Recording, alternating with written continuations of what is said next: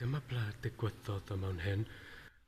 Efo'r llun yma, dyma ble roedd y milw Fflameg wedi lladd nifer o arglwyddau a Ffrengig achos roedd y Fflamiaid dim yn cweit mor hapus efo presynol a Ffrengig achos mae Ffrengig yn rhy arrogant, dydyn nhw ddim yn cael amser i cael gwario amser efo pobl cyffredinol, felly dyma pam mae pobl yn Flanders wedi gwrthryfawgwr newid i Fflameg a nad nhw wedi lladd nhw.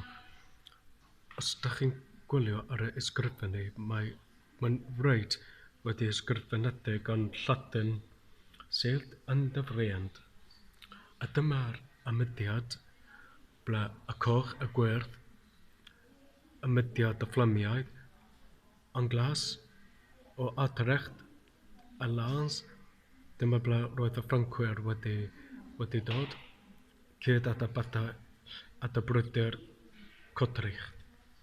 A wedyn, dyma'r symudiad efo byddin. Dwi'n meddwl byddin y Fflamiaid. Yep.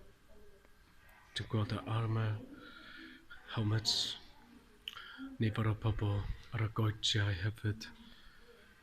Waw.